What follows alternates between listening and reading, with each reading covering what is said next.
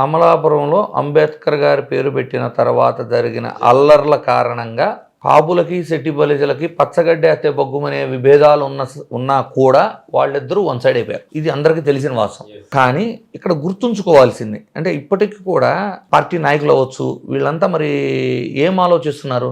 ఓ విషయం చెప్తా చూడండి. నిజంగా అక్కడ అంబేద్కర్ గారి మీద ద్వేషమో విద్వేషమో ప్రజలకు ఉందా? ఒకవేళ అంబేద్కర్ గారి పేరు పెట్టడం వలన రగిలిన అల్లర్లు అయ్యుంటే ఆ రోజు కలెక్టరేట్ ఆఫీస్ కాడ స్టార్ట్ అయిన గొడవ, అవును, విశ్వరూప్ గారి ఇల్లు తగలబెట్టారు, ముమ్మిడివరం పొన్నాడ సతీష్ ప్రభాకర్ గారి ఇల్లు తగలబెట్టారు.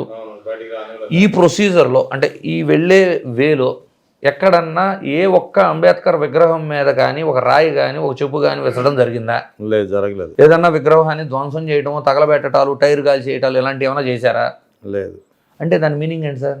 వాళ్ళ వ్యతిరేకత అంబేద్కర్ మీద కాదు, అక్కడ అవలంబించిన విధానం మీద, అక్కడ ఉన్న నాయకులు ఎవరైతే ఆ రోజున ఆ ఇనిషియేషన్ తీసుకొని ప్రజల వినతుల్ని ఒక టైం ఇచ్చి అభ్యంతరాలు ఉంటే కలెక్టరేట్ ఆఫీసులో వినతి పత్రాలు ఇచ్చుకోవచ్చు అంటే ఆ ప్రొసీజర్లో కూడా ఇన్వాల్వ్ అయ్యి వినతి పత్రాలు ఇస్తున్న వాళ్ళని కొట్టించి అరెస్టులు చేపించి చాలా దారుణమైన ఇన్సిడెంట్స్ అక్కడ జరిగినాయి.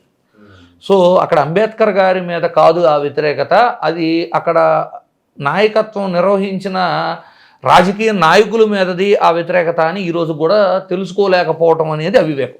సరే, ఒకవేళ ఈయనెవరు విశ్వరూప్ గారి ఇంటికి డైరెక్ట్గా వెళ్ళారు సార్.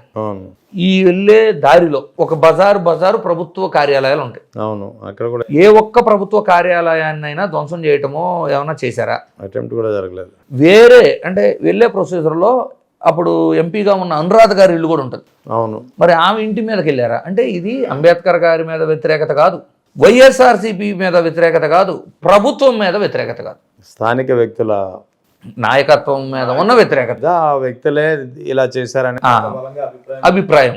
ఎందుకంటే ఆ వ్యక్తులు ఈ విధంగా చేయటం, వినతి పత్రాలు ఇచ్చిన వాళ్ళ మీద కేసులు పెట్టడం, పోలీసులను వాడి కొట్టడం ఇలాంటివి జరిగినాయి. ఎందుకంటే ఈ పోరాడింది ఎవరు? అప్పుడు వైఎస్ఆర్సీపీలో ఉన్న సుభాష్, టీడీపీ నుంచి ఉన్న వ్యక్తి కాదు పోరాడింది. అవును, వైసీపీలో ఉన్న వ్యక్తే పోరాడాడు.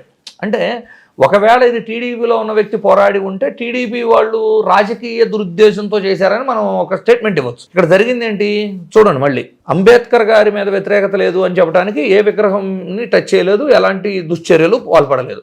వైఎస్ఆర్సీపీ మీద వ్యతిరేకత లేదు అని చెప్పాలి అంటే చింతా అనురాధ గారి ఆఫీసు ఇలాంటి ఆఫీసులు దాటే వెళ్ళారు, ఎవరిని టచ్ చేయలేదు. ప్రభుత్వం మీద వ్యతిరేకత లేదు అని చెప్పాలంటే ఒక లైన్లో మీకు ప్రభుత్వ కార్యాలయాలు ఉంటే వీటిని టచ్ చేయలేదు. సో డైరెక్ట్గా విశ్వరూప్ గారి ఇంటికే వెళ్ళి చేయటంలో ఉన్న ఉద్దేశాన్ని నాయకత్వం గ్రహించలేకపోయింది.